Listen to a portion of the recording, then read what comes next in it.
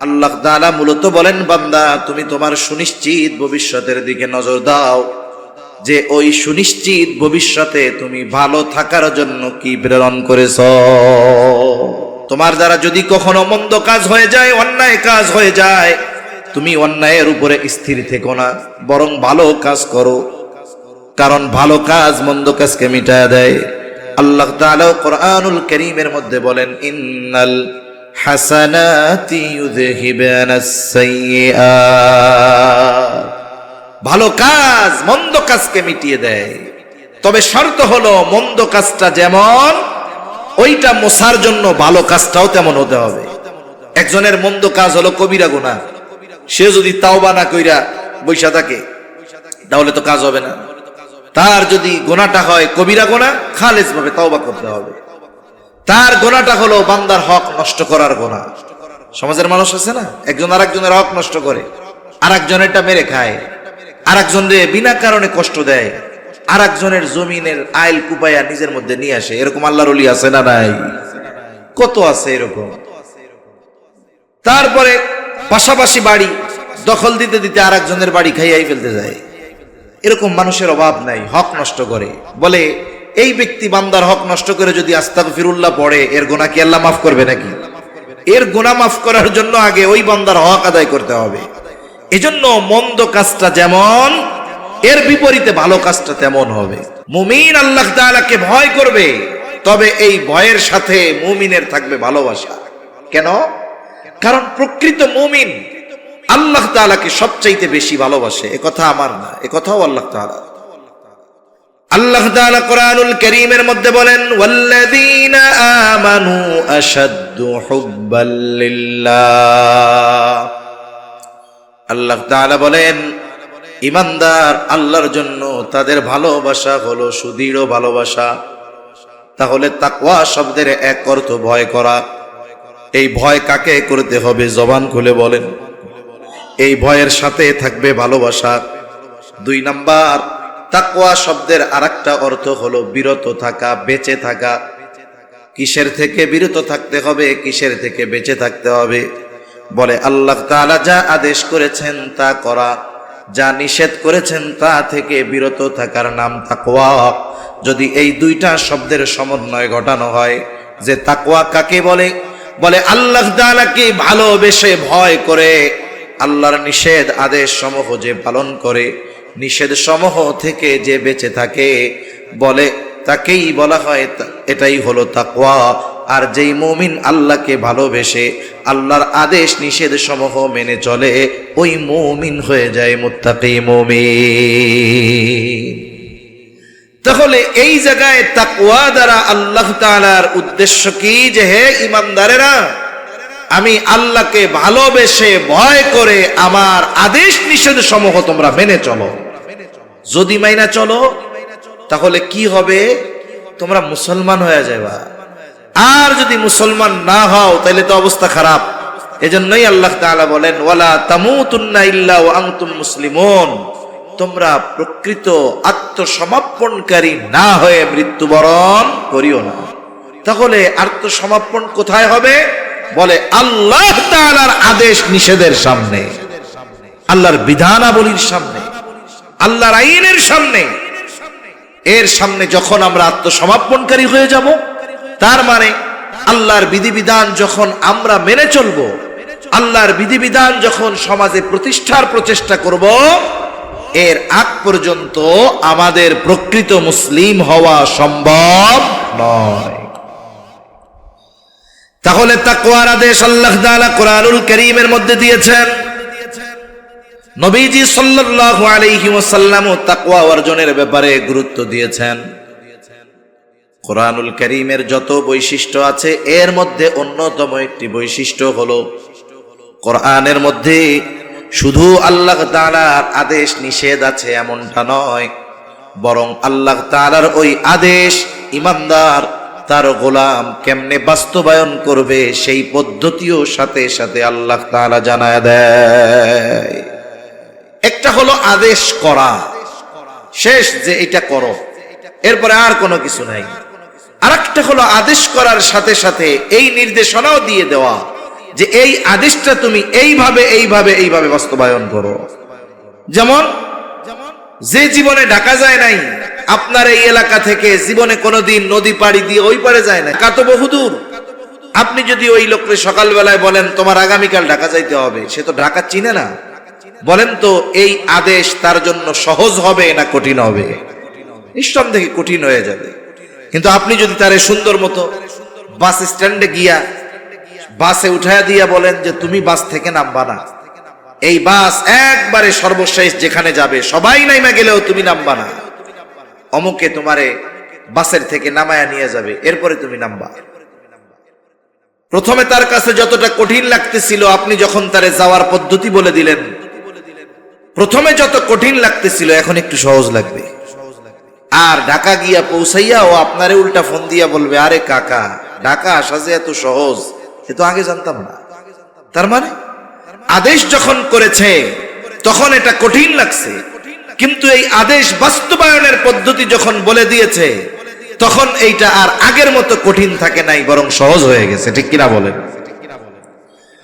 এজন্য আল্লাহ তাআলা বান্দাকে শুধু আদেশ করেন এমনটা নয়, বান্দাকে শুধু নিষেধ করেন এমনটা নয়, বরং এই আদেশ নিষেধ বাস্তবায়নের পদ্ধতিও আল্লাহ তাআলা বলে দেয়।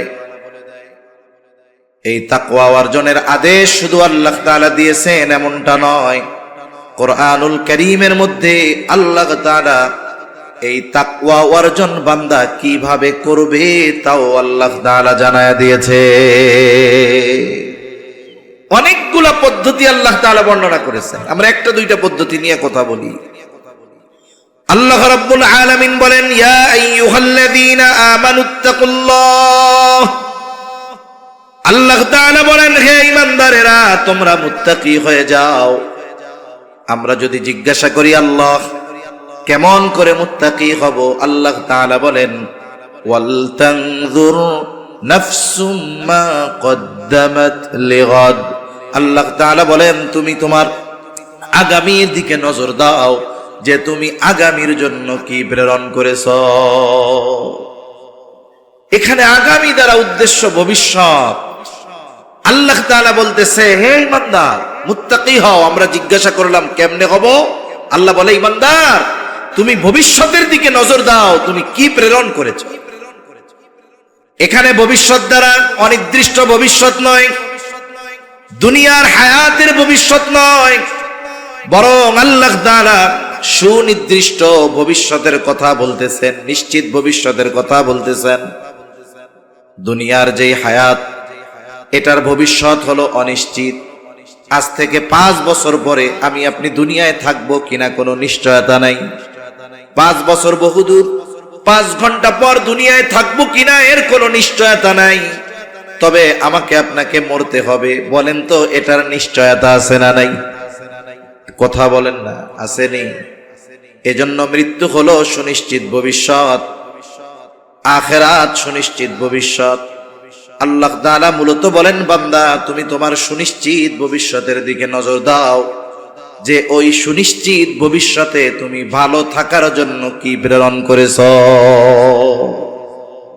পরকালে ভালো থাকার জন্য কি প্রেরণ করেছো, আখিরাতের পাথেয় হিসাবে তুমি কি প্রেরণ করেছো, ওই দিকে তুমি নজর দাও। এজন্য আমাদের উচিত পরকালের হিসাব করা। আপনাদের যত বড় বড় বাজার আছে সব বাজারের মধ্যে দেখবেন বড় বড় ব্যবসায়ী আছে। একজন ব্যবসায়ী হঠাৎ করে বড় ব্যবসায়ী হয়ে যায় না। অনেক ব্যবসায়ী এমন আছে 100 টাকা পুঁজি নিয়ে ব্যবসা শুরু করছে, বলে তার প্রচেষ্টা মেহনত এগুলোর কারণে একটা সময় সে প্রসিদ্ধ বড় ব্যবসায়ী হয়ে গেছে। প্রসিদ্ধ ব্যবসায়ী যারা, এরা সফল ব্যবসায়ী হওয়ার পেছনে যেই বিষয়গুলো কাজ করে এর মধ্যে অন্যতম একটি বিষয় হলো বড় বড় ব্যবসায়ীরা প্রত্যেক দিনের হিসাব প্রত্যেক দিন করে, এরপরে তারা বাড়িতে যায়। বাজার যদি 10টায় বন্ধ হয়ে যায়, 9টার সময় সে দোকান বন্ধ করে দেয়। 9টা থেকে 1 ঘন্টা সে তার সারা দিনের সব বেচা কেনার হিসাব করে নেয়। ব্যবসায়ীরা হিসাব করে মূলত কয়েকটা জিনিসের। একটা হলো আজকে তার বেচা কেনা কত হয়েছে, আজকে তার কয় টাকার মাল কেনা হয়েছে, আজকে তার কত টাকা বাকি গিয়েছে, এই সবগুলোর সমন্বয়ে সে হিসাব বের করে যে আজকে তার লাভ কত আছে। মনে করেন একজন 1 লক্ষ টাকা বিক্রয় করলে তার 20,000 টাকা লাভ হয়। 1 লাখ বিক্রয় করলে 20,000 যদি তার লাভ হয়, কিন্তু ওই দিন যদি তার বাকি যায় 30,000, বলেন তো ওই দিনের বিক্রয়ের লাভ তার পকেটে আছে না পাবলিকের পকেটে? এইভাবে যদি ব্যবসা 1 বছর চলে তাহলে লাল বাতি জ্বলে যায়। সে যখন হিসাবের পরে বুঝতে পারে যে এইভাবে তো ব্যবসা চালানো যাবে না, আমার বেচা কেনা 50,000 হোক, অর্ধেক হোক, তবে এটা হবে নগদ, লাভ 10,000 হোক, ওইটা আমার কাছে থাকবে। এইবার এই হিসাবের মাধ্যমে সে পরের দিন ব্যবসা কিভাবে পরিচালনা করবে এর একটা রূপরেখা তৈরি করতে পারে। সে এবার তার দোকানের কর্মচারীদেরকে কঠোর ভাষায় বলে, শোনো, আগামীকাল থেকে আমার বাবাও যদি বাকি চায়, খবরদার 1 টাকাও বাকি দিবা না, বাকি বিক্রয় বন্ধ। বলে বিক্রয় নগদ হবে, যা হয় নগদ হবে, কোনো বাকি দেওয়ার সুযোগ নাই। এইবার দেখেন আগামী দিন যে ব্যবসা বাকি দেওয়া যাবে না, এই সিদ্ধান্তে উপনীত হতে পেরেছে কেন? বলে এই সিদ্ধান্তে উপনীত হতে পেরেছে এই কারণে যে গত রাত্রে সে হিসাব করার পরে সে বাসায় গিয়েছে, আর এই হিসাব করার কারণে সে এই সিদ্ধান্তে উপনীত হতে পেরেছে। অনুরূপভাবে আমরাও যদি আমাদের জীবনের হিসাব নিকাশ করি, ব্যবসার টাকা পয়সার হিসাব না, আমার জীবনের কর্মের হিসাব করি, আমলের হিসাব করি, যে আজ আমার দ্বারা কয়টা ভালো কাজ হইল, আমার দ্বারা কয়টা মন্দ কাজ হলো, তাহলে প্রত্যেকটা মানুষ হিসাব করে বের করতে পারবে ভালো কাজ কয়টা, মন্দ কাজ কয়টা। একটা সময় যদি হিসাব ঠিকমতো করা হয়, দেখা যাবে হিসাব করবে, দেখবে ভালো কাজ বেশি, মন্দ কাজ কম। একটা সময় হয়তো এমন হবে যে রাতের বেলা যখন সে হিসাব করবে ঘুমানোর আগে, তার মন্দ কাজ তো নাই, যা করছে সারাদিনে সব ভালো কাজ করছে। এজন্য আল্লাহ তাআলার হুকুম আহকাম মানা, মুত্তাকি হওয়া, এর মূল বৈশিষ্ট্য কি? বলে গুনাহ ছাড়া। এখন যেই ব্যক্তি নিজের আমলের হিসাব করে, ওই ব্যক্তি একটা সময় মুত্তাকি হতে পারে, গুনাহ মুক্ত জীবন গঠন করতে পারে। এখন আসেন, তাকওয়া যদি অর্জন করি তাহলে কি দুনিয়ার লাভ না আখিরাতের লাভ? বলে দুনিয়ারও লাভ, আখিরাতেরও লাভ। দুনিয়ার লাভ কি? আল্লাহ রাব্বুল আলামিন কোরআনুল কারীমের মধ্যে বলেন, ওয়া মান ইয়াত্তাকিল্লাহা ইয়াজআল লাহু মাখরাজা ওয়া ইয়ারযুকহু মিন হাইথু লা ইয়াহতাসিব। কোন ব্যক্তি যদি আল্লাহকে ভালোবেসে, আল্লাহ তাআলাকে ভয় করে, আল্লাহ তাআলার বিধিবিধান আদেশ নিষেধ মেনে চলে, ওই ব্যক্তি হয়তো মনে করে এর কারণে আমার আখিরাতের লাভ অর্জন হবে, এমনটা নয়। বরং আল্লাহ তাআলা কোরআনুল কারীমের মধ্যে জানায় দেন, আল্লাহ তাআলা ওই ব্যক্তির রিজিকের ব্যবস্থা এমন জায়গা থেকে করবে সে কল্পনাও করতে পারবে না। সাথে সাথে ওই মুত্তাকি বান্দা যদি কোনো মুসিবতে পড়ে, যদি কোনো বিপদে পড়ে, আল্লাহ সুবহানাহু ওয়া তাআলা ওই বিপদ থেকে বের হওয়ার রাস্তা তার জন্য করে দেয়। শুধু তাই না, আমরা সবাই যদি ইমানদার মুত্তাকি হয়ে যাই তাহলে আমাদের লাভ কি? আল্লাহ তাআলা কোরআনুল কারীমের মধ্যে বলেন, ওয়ালাউ আন্না আহলাল কুরা আমানু ওয়াত্তাকাউ লাফাতাহনা আলাইহিম বারাকাতিম মিনাস সামাই ওয়াল আরদ। আল্লাহ তাআলা বলেন, লাউ আন্না আহলাল কুরা আমানু ওয়াত্তাকাউ, আল্লাহ তাআলা বলেন যদি এই জনপদের অধিবাসীরা ঈমান আনে, মুত্তাকি হয়ে যায়। আল্লাহ তাআলা কি বলছেন? যদি ঈমান আনে আর মুত্তাকি হয়ে যায় তাহলে কি হবে? আল্লাহ তাআলা বলেন, লাফাতাহনা আলাইহিম বারাকাতিম মিনাস সামাই ওয়াল আরদ। আল্লাহ তাআলা বলেন, আমি অবশ্যই তাদের জন্য আসমান এবং জমিনের বরকতের দরজা সমূহ খুলে দিব। তাহলে আমরা যদি প্রকৃত ঈমানদার হই আমরা যদি মুত্তাকি হই তাহলে আল্লাহ তাআলা আসমান জমিনের বরকতের দরজা খুলে দিবে। এগুলো কেমনে হবে? বলে আসমান হতে যথা সময়ে যথাযথ পরিমাণ বৃষ্টি আল্লাহ দিবে। বৃষ্টির মাধ্যমে আল্লাহ তাআলা বান্দার জন্য রিজিক পাঠান। বৃষ্টির মধ্যে বান্দার জন্য আল্লাহর রিজিক থাকে। আল্লাহ তাআলা জমিনকে উর্বর বানায় দিবে। জমিন উৎপাদন শক্তি বৃদ্ধি পাবে জমিনের। একটা সময় মুরব্বীরা এখনো অনেকে আছেন এরকম, ধান লাগায় আসতো, সার ওষুধ দেওয়া লাগতো না, যথাসময় বৃষ্টি হইতো, যখন প্রয়োজন যতটুকু প্রয়োজন সব ঠিকঠাক মতো হইতো। কিন্তু এখন বৃষ্টি যখন দরকার তখন নাই, যখন দরকার নাই তখন বৃষ্টির অভাব নাই। আবার কত সার ওষুধ দিতে দিতে দেখা যায় 1 মণ ধান হইছে, এই ধান ফলাইতে যা খরচ হইছে 1 মণ ধানের চাইতে সেটার পরিমাণ বেশি, যা খাটছে এটা পাও। হয় কি হয় না বলেন? কেন? বলে আসমান জমিনের বরকতের দরজা উঠে গেছে। যদি বৃষ্টি যথাসময়ে হইতো 3 ভাগের 1 ভাগ মেশিনওয়ালারা দিয়ে দেওয়া লাগতো। বৃষ্টি যদি যথাসময়ে হইতো জমিনের উর্বরতা ঠিক থাকতো, এত পরিমাণ সার ওষুধ এগুলো দেওয়া লাগতো না। তাহলে এই যে বরকত শূন্য হয়ে গেছে কেন? বলে আমরা তাকওয়া থেকে দূরে সরে গিয়েছি। এই জন্য আমরা গোটা পৃথিবীতে নির্যাতিত, আমরা মাজলুম। এর কারণগুলোর মধ্যে এটাও একটা কারণ যে আমরা আল্লাহ তাআলার বিধিবিধান মানি তো নাই, মানার প্রচেষ্টাও করি না। নিজেরাই যেখানে মানি না সেখানে দুনিয়াব্যাপী দিন প্রতিষ্ঠার মেহনত আমরা কোথা থেকে করব? এটা আমাদের জন্য বড় দুর্ভাগ্যের বিষয়। এজন্য আমাদের তাকওয়া অর্জন করা দরকার। ঈমানকে মজবুত করে প্রকৃত মুত্তাকি হয়ে আমরা যদি ঐক্যবদ্ধ হয়ে যাই, আমাদের ভ্রাতৃত্ব বন্ধন মজবুত হবে।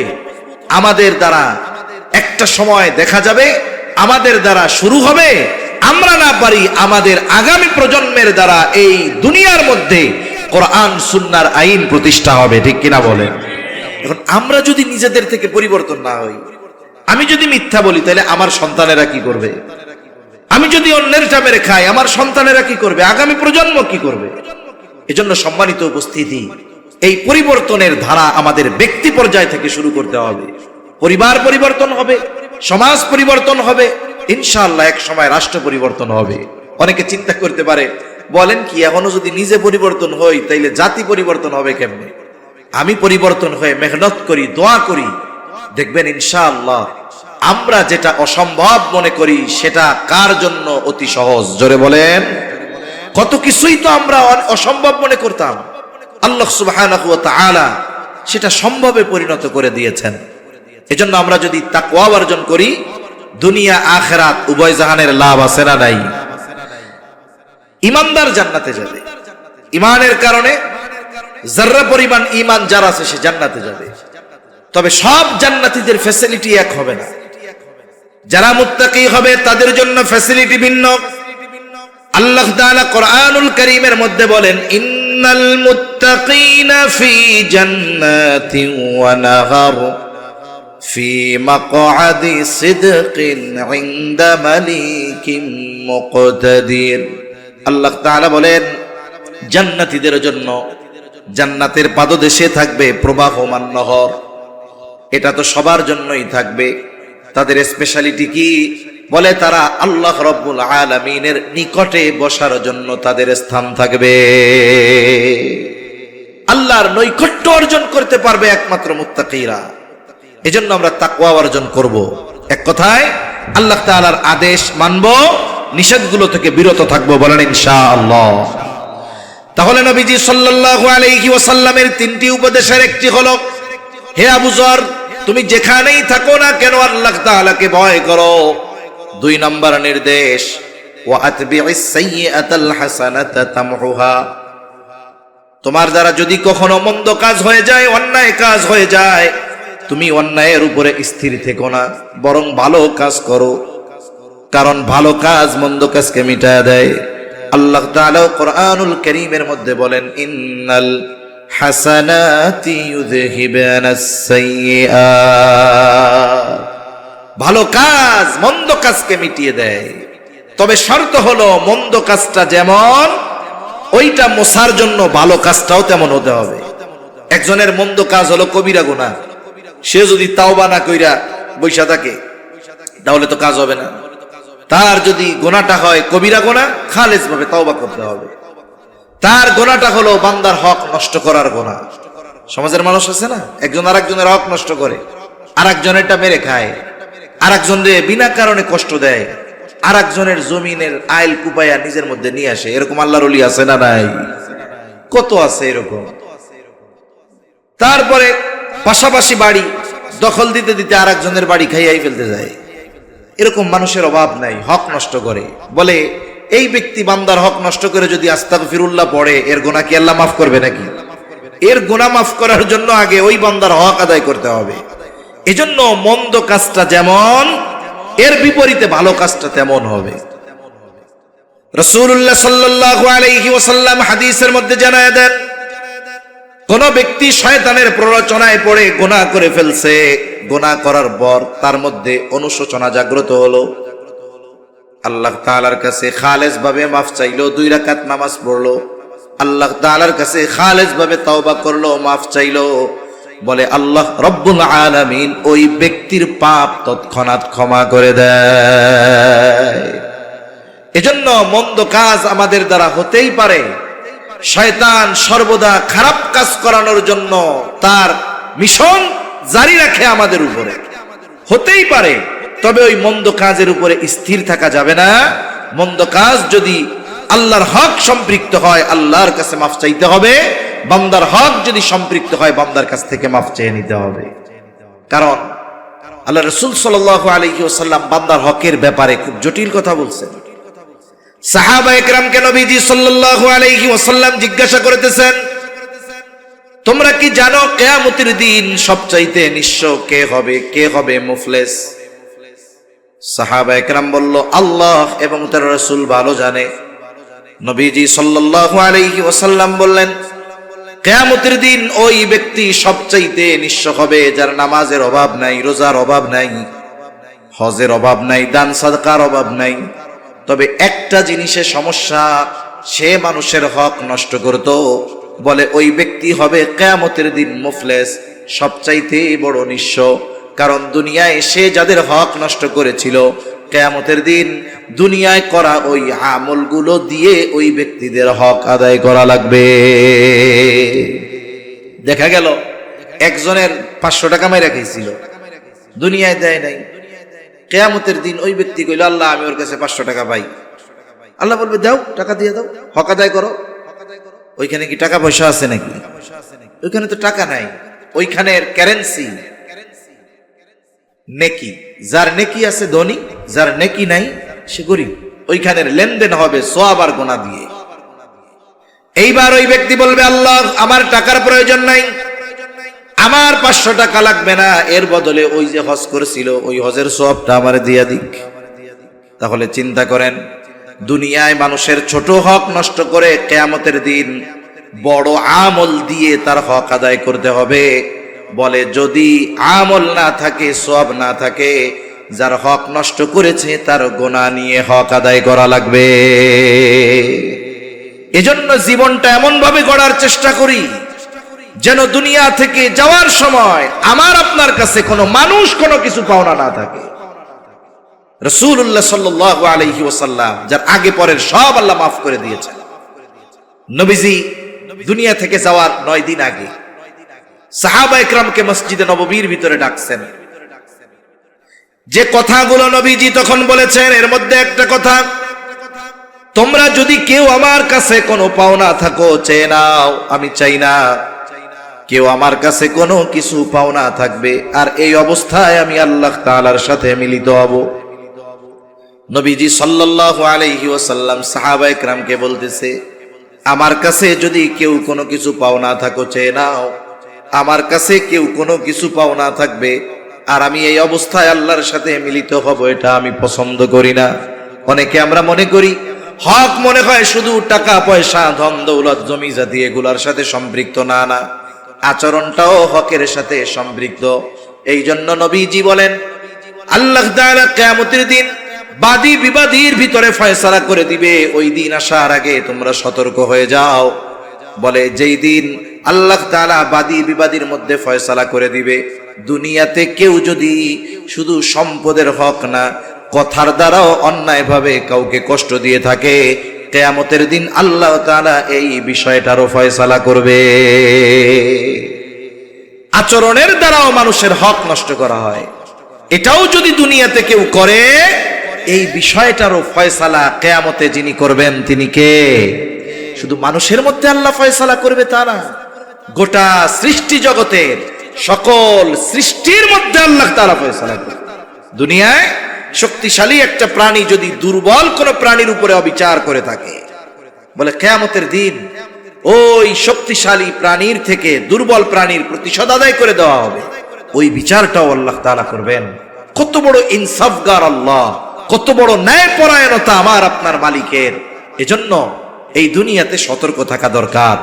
এক কথা থেকে অন্যদিকে চলে গেলাম, আমার আপনার দ্বারা যদি মন্দ কাজ হয়ে যায়, মন্দ কাজের উপরে স্থির না থেকে আমরা ভালো কাজ করব। কবিরা গুনাহ হলে তাওবা করব, মানুষের সাথে সম্পৃক্ত কোনো অন্যায় হলে তার কাছ থেকে ক্ষমা চেয়ে নিব। 3 নাম্বার নবীজি বলেন, ওয়া খালিকিন নাস বিখুলুকিন হাসানিন, মানুষের সাথে সদাচরণ করবা। সদাচরণ এটা ব্যাপক অর্থবোধক শব্দ। সদাচার এখানেও হক সম্পৃক্ত বিষয়। বলে যে আমার কাছে যেই হক প্রাপ্য, যে আমার কাছে যেমন আচরণ প্রাপ্য, তাকে সেই হক দেওয়া, তার সাথে ওই রকম আচরণ করা হলো তার হক। আর এটাই হলো সদাচরণ। একজন সদাচারী ব্যক্তি সে সবার হক আদায় করে। বলে মাতা পিতার সাথে সদাচরণ করো, তার মানে কি? মাতা পিতার হক আদায় করো। অমুসলিম তার সাথেও সদাচরণ আছে, ছোট মানুষ এর সাথেও সদাচরণ আছে, প্রতিবেশীর সাথে সদাচরণ আছে। মানুষের সাথে মানুষের সদাচারের কিছু লেভেল আছে। যেমন আমি মানুষ হিসাবে সব মানুষেরই আমার উপরে কিছু হক আছে, আমারও কিছু হক তাদের উপরে আছে। মানুষ মুসলিম হোক আর অমুসলিম হোক, প্রত্যেকটা মানুষ আমার আপনার কাছে ভালো ব্যবহার পাবে, এটা মানুষ হিসাবে মানুষের হক। অনেক সময় আমরা চিন্তা করি যে একই সমাজের মধ্যে মুসলিম আছে, অমুসলিম আছে। হ্যাঁ, ইমানদার মুসলিম, মুসলিম হিসাবে আলাদা কিছু হক সে আমার কাছে পাও না, এটা তো অবশ্যই। কিন্তু একজন অমুসলিমও যদি সমাজে বসবাসকারী হয়, আমার প্রতিবেশী হয়, একজন অমুসলিমও আমার কাছ থেকে সদাচরণ, এটা তার হক। আয়েশা সিদ্দিকা রাদিয়াল্লাহু তাআলা আনহা নবীজি সাল্লাল্লাহু আলাইহি ওয়াসাল্লামকে জিজ্ঞাসা করতেছে, ইয়া রাসূলুল্লাহ সাল্লাল্লাহু আলাইহি ওয়াসাল্লাম, আমার দুইজন প্রতিবেশী, একজন মুসলিম আর একজন হলো ইহুদি, একজন মুসলিম আর একজন ইহুদি। ইয়া রাসূলুল্লাহ, প্রতিবেশী হিসাবে কে আমার কাছে বেশি হক পাও না? নবীজি সাল্লাল্লাহু আলাইহি ওয়াসাল্লাম এই হকের কথা বলতে গিয়ে ধর্মের দিক দিয়ে বিভাজন করেন নাই, এ কথা বলেন নাই যে ইমানদার যে সে তোমার কাছে বেশি হক পাও না।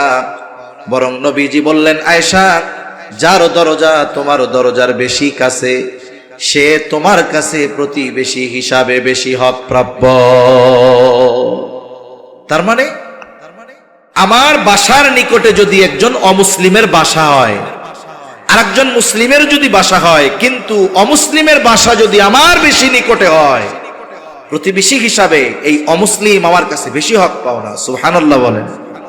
অথচ কি দেখেন, একজন অমুসলিমের সাথে ব্যবহার এরকম, আর এক মুসলিমের উপরে তো অপর মুসলিমের অনেক হক আছে। তার কথার দ্বারা কষ্ট দেওয়া যাবে না, তার জানমালের ক্ষতি করা যাবে না, তার সম্মান নষ্ট করা যাবে না। মুসলমান ইমানদার একে পরস্পরের প্রতি হিংসা বিদ্বেষ এগুলো লালন করবে না। কিন্তু আমাদের একে অপরের প্রতি হৃদ্রতা, মোহাব্বত, ভালোবাসা তো নাই, বরং আমাদের একে অপরের প্রতি হিংসা বিদ্বেষ। এ ওর ভালোটা দেখতে পারে না, ও ওর কল্যাণ দেখতে পারে না, হিংসার সমুদ্রে হাবুডুবু খায়।